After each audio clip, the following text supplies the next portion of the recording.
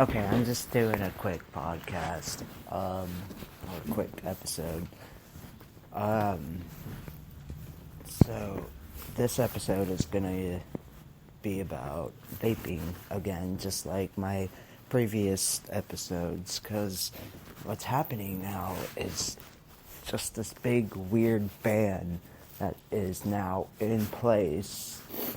Yet, there has been a lot of people going to the hospital over vaping, but nobody knows for sure exactly why it is happening. Why is people going to the hospital, and what is the truth to what they are vaping? Where are they getting their vapes?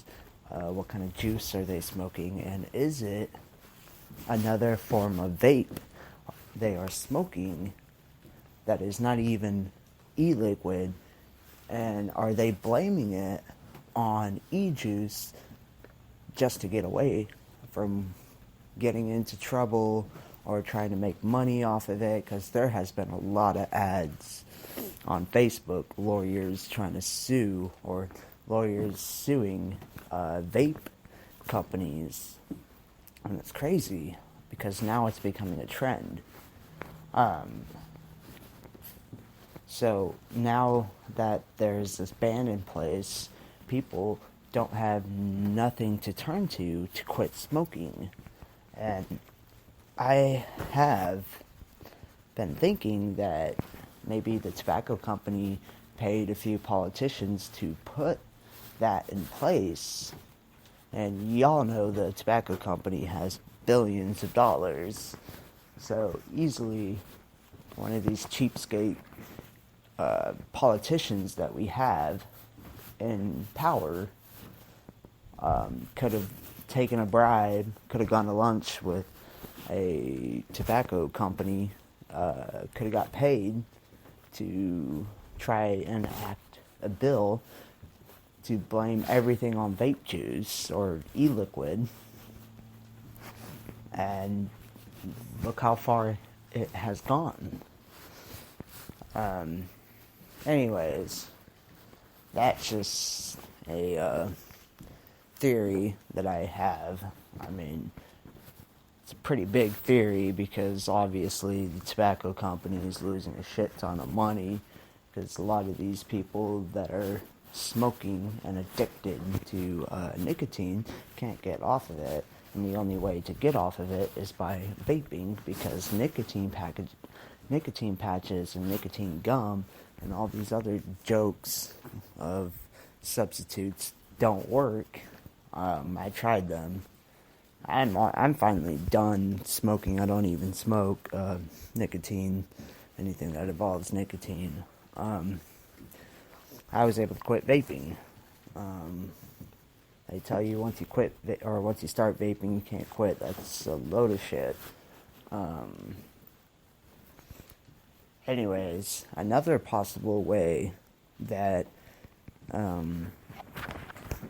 another possible theory that this is actually true, that people do or people are actually getting hurt from vaping, is that there is some pot shops, and I'm not saying all pot shops, there is some pot shops who can't afford testing.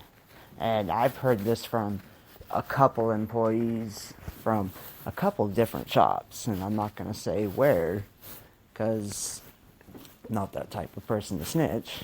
As I said in the previous podcasts, I've actually heard from a couple employees, and actually I heard from a really good friend that I've known for years that I actually grew up with.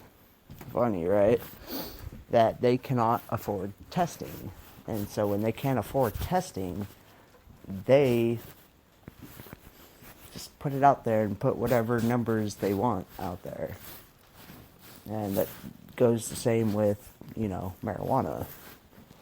So what you are buying from a THC cartridge or a vape product in a weed store technically, sometimes you don't even know what you're buying.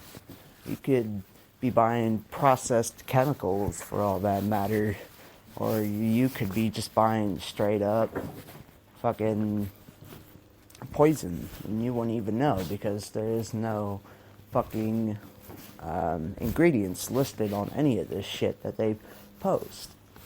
So they actually could be repurposing and repackaging a lot of this shit in their back room. And not saying they are doing that. But, I mean, shit.